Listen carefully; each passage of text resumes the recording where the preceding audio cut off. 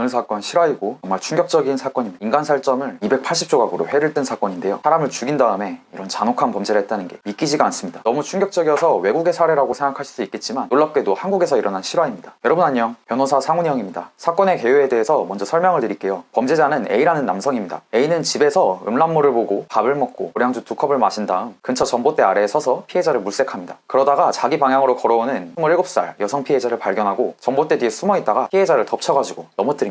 그리고 A는 피해자를 집 안방으로 끌고 와요. 그리고 옷을 벗깁니다. 근데 갑자기 A가 소변이 마려워져요. 그래서 청테이프로 이 피해자 손만 묶어두고 화장실로 갑니다. 이때 피해자는 재빨리 결박을 풀고 안방문을 잠가요. 그리고 112에 신고를 합니다. 아주 잘한 거죠. 그러면서 자신이 성폭행을 당하고 있다고 말하고 현재 위치를 경찰에게 전화로 알려줍니다. 그런데 소변을 보던 A가 안방문이 잠기는 소리를 들어버립니다. 그래서 급히 화장실 밖으로 나와요. A는 당연히 안방문을 열려고 했겠죠. 그런데 피해자가 문을 잠가서 열리지 않습니다. 그래서 A는 거실과 안방 사이에 설치된 창문을 열려고 해요. 피해자 입장에선 다급했겠죠. 그래서 경찰과 통화하다가 창문을 안 열리게 하려고 창문 근처로 갑니다. 이때 A가 피해자의 머리카락을 잡아버리고 말아요. 그런 다음에 피해자에게 안방문을 열도록 해서 안방으로 들어가 버립니다. A는 안방으로 들어가자마자 피해자의 머리채를 잡아 침대로 끌고 가요. 그리고 옆구리를 때려 제압하고 움직일 수 없게 양손과 양발, 입까지 테이프로 묶어버립니다. 그리고 피해자와 경찰 사이의 통화는 피해자가 다시 묶일 때까지 지속됩니다. 그러다가 A가 폰 배터리를 분리시켜서 종료가 되어버리고 말아요. 이 경찰 관련 스토리도 진짜 속 터지고 화가 나는 이야기인데 이건 좀 더 나중에 자세히 말씀드리겠습니다. 이제 피해자는 완전히 결박당한 상황이죠. 이 상태에서 A는 피해자의 가슴, 입술 부위를 계속 핥다가 피해자에게 강간을 시도합니다. 그런데 피해자가 발길질을 하면서 완강히 거부해요. 그래서 강간에 실패합니다. 그러다가 몇 시간 지나서 또 강간을 하려고 하는데 역시 실패합니다. 그러자 A는 화가 치밀었고 몽키 스패너를 들고 옵니다. 그걸로 피해자 왼쪽 머리를 내려 쳐버려요. 그래서 기절시킨 다음에 피해자가 죽었는지 확인해 봅니다. 그런데 피해자는 아직 살아있었어요. 팔다리가 움직이고 있었거든요. A는 끔찍하게도 양손으로 목을 조릅니다. 그렇게 피해자를 질식사시켜버리고 말아요. 여기서부터 엄청 충격적인 사건이 벌어지는데요. 그냥 살해를 한 것이 아닙니다. 살해를 한 다음에 A는 싱크대에 있던 부엌칼을 들고 와요. 그리고 그 부엌칼로 회를 뜨는 것처럼 피해자의 시체를 해체하기 시작합니다. 도중에 칼날이 묻어져서 여러 차례 칼날을 갈아서 사용하기도 했고요. 인육을 해체하는 과정에서 스마트폰으로 음란물도 봅니다. 진짜 어떻게 한국 사회에서 이런 끔찍한 범죄가 일어났는지 정말 충격적입니다. 그리고 범죄자 A는 피해자의 살점을 280조각을 낸 다음에 검정색 비닐봉지 13개에 나눠 담습니다. 그리고 그중 10개를 여행용 가방에 넣어두고 여행용 가방을 또 세탁기 속에 넣어둬요. 그런데 제보가 들어옵니다. 누가 제보를 했는지도 나중에 자세히 말씀드리겠습니다. 제보를 받고 경찰관이 A의 집 현관문을 두드려요. A는 당연히 열어주지 않았겠죠. 범행을 들킬 수 있으니까요. 그래서 집에 없는 것처럼 행동합니다. 그런데 경찰관이 창문을 열어보니까 집에 불이 켜져 있는 거예요. 그래서 문을 안 열면 강제로 열 것이다 라고 말했고 A가 문을 열었고 그 자리에서 사체가 발견되어 즉시 체포됩니다. 이때 경찰이 그냥 갔으면 이 사건은 미제 사건으로 남을 뻔했어요. 왜 미제 사건으로 남을 뻔했냐고요? 사실 A는 한국인이 아닙니다. 중국 내몰공 지역에서 태어난 조선족이에요. 이 남자는 2007년에 돈을 벌기 위해서 한국에 옵니다. 그러니까 범죄를 저지르고 바로 중국으로 도망갔으면 못 잡을 수도 있었던 거죠. A에 대해 더 말씀드리면 한국에 온 A는 일용 노동직에 종사합니다. 노가다라는 곳이죠. 그리고 원래 성매매 중독자였습니다. 일주일에 한 번꼴로 성매매를 하였고 성매매 출장 서비스도 20회 이상 이용했어요. 유부녀 중국인과 내연관계를 맺고 자기 집에서 수십 회 성관계를 가지기도 했죠. 아주 어이가 없는 부분이 뭐냐면 또 이 A는 아들에 대한 사랑을 지극했다고 합니다. 그래서 집에서 구한 영어 CD를 아들에게 보내주기도 하고 아들이 여름방학이면 중국으로 가서 아들과 시간을 함께 보내기도 했죠. 또 특이한 점이 있다면 중국에 살 때 고향에서 1년에 한두 번 정도 돼지 도축을 하는데 이때도 A는 잡은 돼지를 해체하는 역할을 했대요. 돼지를 도축할 때 쓰던 그 기술을 잔혹하게도 사람에게 써버린 것이죠. 안타까운 피해자에 대해 말씀드리면 군산시에서 부모님과 함께 생활하다가 직장을 구하기 위해서 수원에 거주하던 언니 집에서 같이 살았다고 해요. 그리고 A와는 일면식도 없었다고 합니다. 모르는 사이란 거죠. 자, 이제 부검 이야기인데요. 피해자 부검을 했겠죠? 이제 부검 결과가 어떻게 나왔는지 말씀드리면 보통의 살인사건의 경우 부검하는 부검이가 2명에서 3명 사이입니다. 그런데 이 사건의 경우에는 사체 훼손 정도가 너무 심하잖아요. 그래서 14명이 부검한 것으로 알려져 있습니다. 아까 말씀드린 것처럼 사체를 280조각으로 해체해서 13개 비닐봉지에 담았다고 했잖아요. 봉지 하나당 20여 점의 살점 덩어리가 있었다고 합니다. 국가수 관계자가 그렇게 말을 해요. 그리고 그 범행 현장을 목격한 응급구조사는 뼈가 드러나 보일 만큼 살을 있는 대로 다 발라낸 상태여서 이것 때문에 너무나 충격을 받아서 이틀간 식사조차 제대로 하지 못했다고 합니다. 또 엄청난 반전이 하나 있어요. A는 사이코패스 테스트 결과 사이코패스가 아님이 나옵니다. 검사 결과 20점 정도가 나왔다고 해요. 아니 그러면 사이코패스도 아닌데 어떻게 이렇게 끔찍한 범죄를 저지를 수 있나? 말이 되냐? 하실 수가 있습니다. 그런데 한 프로파일러의 말에 의하면 A의 범행은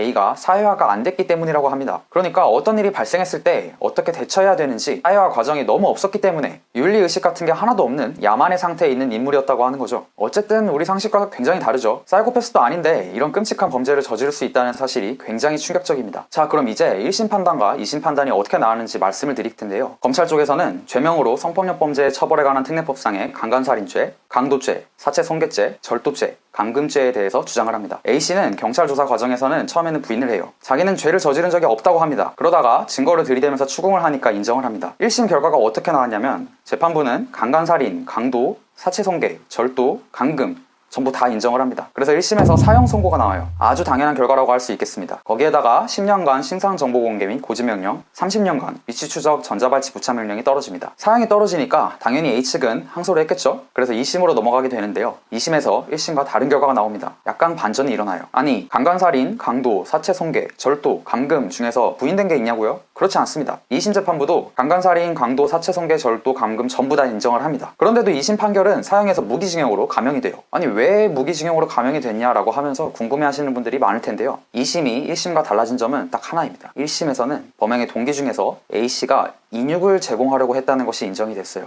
1심에서 인육 제공서를 인정한 이유는 다음과 같습니다. A씨는 사체에서 살점을 일정한 크기로 한 점씩 떼어냈습니다. 일반적으로 사체를 유기할 목적이면 그렇게 살점을 한 점씩 떼어내지 않잖아요. 톱으로 팔, 다리, 몸통 등을 자른 다음에 여행용 가방 같은 데 담아서 사체를 유기하는 경우가 일반적일 것입니다. 그래서 단순히 피해자의 사체를 유기할 목적으로 살점을 280조각으로 떼어낼 리가 없다는 거죠. 또 A씨의 집에는 A씨는 공사 현장에서 일했었기 때문에 절단기나 톱 같은 작업 공구가 있었습니다. 그래서 이런 작업 공구를 이용하면 쉽고 신속하게 사체를 절단할 수 있습니다. 그런데도 A씨는 오로지 부엌 칼만을 이용해서 6시간 동안 피해자의 사체에서 살점을 떼어냈는데 이런 고난도의 방법을 이용한 이유가 인육을 팔기 위한 목적이 아닐까라고 검찰에서 주장을 한 거고 재판부도 이를 받아들여서 1심에서 인육 제공설이 인정이 됩니다. 그런데 2심에서는 인육 제공설이 부정당해요. 그래서 아까 말씀드린 것처럼 무기징역으로 감형이 된 것인데요. 인육 제공설이 부정당한 이유는 다음과 같습니다. 만약 인육 제공을 목적으로 하였다면 A씨는 인육을 분리하는 작업을 용이하게 하기 위해서 작업 도구를 갖췄을 것인데 그런 도구가 없었다고 해요. 아까도 말씀드린 것처럼 A씨는 오직 부엌 칼만을 사용합니다. 그리고 부엌 칼을 사용해서 살점을 발라내다가 칼날이 무뎌지면 그 칼을 또 갈아가면서 사체를 훼손해요. 그러니까 인육 제공을 할 것이었으면 부엌 칼만을 사용했겠냐?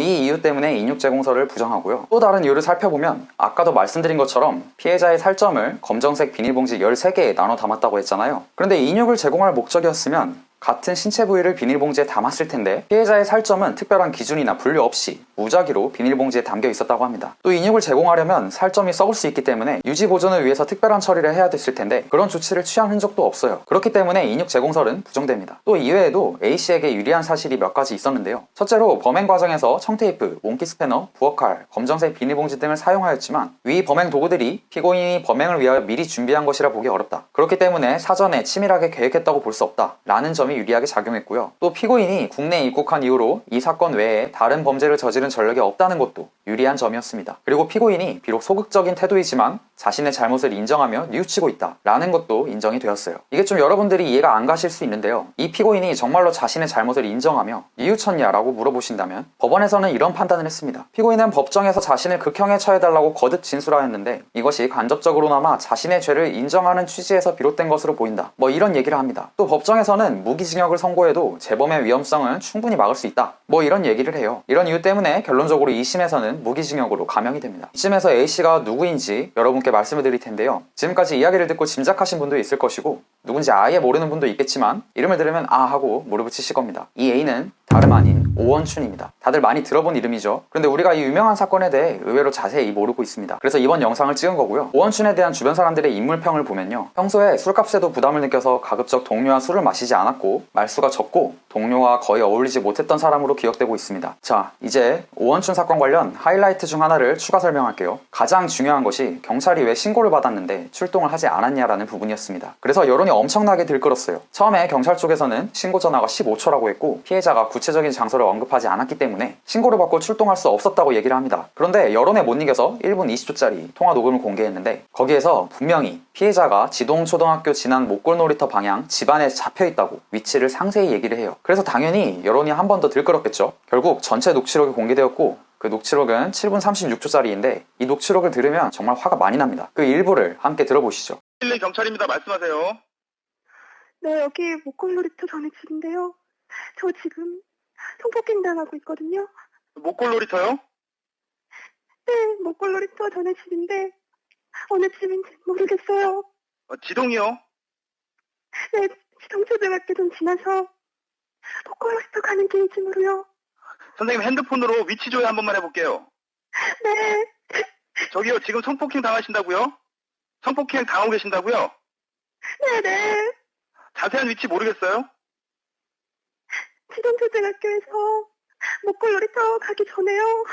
지동초등학교에서 목골놀이터 가기 전요. 누가 그러는 거예요? 어떤 아저씨요. 아저씨 빨리요. 누가 어떻게 알아요? 모르는 아저씨예요. 문은 어떻게 하고 들어갔어요? 저 지금 잠갔어요. 문 잠갔어요? 내가 잠깐 아저씨가 나간 사이에 문 잠궜어요. 들어갈 때 다시 한 번만 알려줄래요? 잘못했어요. 아저씨 잘못했어요. 여보세요, 주소 다시 한 번만 알려주세요.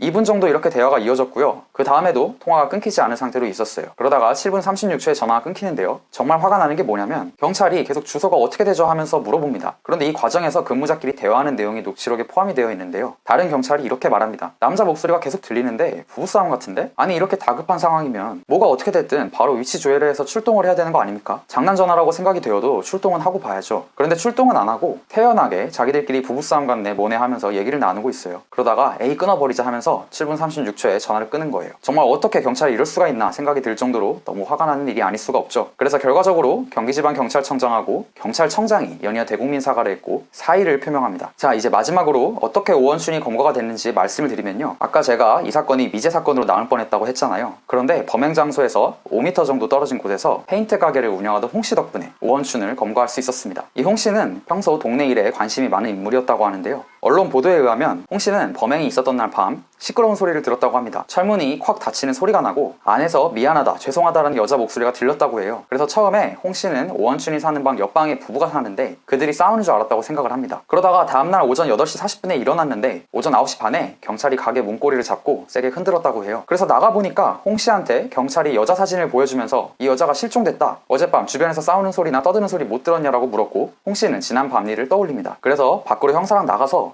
여자 소리가 났던 철문을 알려주면서 이 안에서 부부싸움 하는 것 같은 소리가 났다 이런 얘기를 해주고 주변에 있는 CCTV 위치도 알려줘요. 이 덕분에 경찰은 오원춘의 소재를 파악할 수 있었고 오원춘을 검거하는데 성공합니다. 그런데 이 홍씨는 이 사건 이후에 스트레스를 정말 많이 받았다고 해요. 죄책감에도 시달렸다고 하는데요. 내가 그때 어떻게라도 했으면 피해자가 살 수도 있지 않았겠나 이런 생각을 들었다고 해요. 피해자의 가족들도 봤는데 너무 미안했다고 합니다. 그래서 몸무게도 3kg이나 빠졌고 홍씨의 집 뒷문으로 나가면 화장실이 있는데 왼쪽으로 살짝 고개만 돌려도 그 집 문이 보이고 무서워서 밤에 화장실을 못 간다라고 이야기를 합니다. 지금까지 정말로 끔찍했던 오원춘 사건에 대해서 말씀을 드렸고요. 대한민국 사회에서 다시는 이런 일이 일어나지 않았으면 하는 바람입니다. 그리고 오원춘의 현재 근황은 무기징역 받고 여전히 청송교도소에서 잘 지내고 있다고 합니다. 긴 이야기 들어주셔서 너무 감사합니다. 다음 시간에 뵐게요.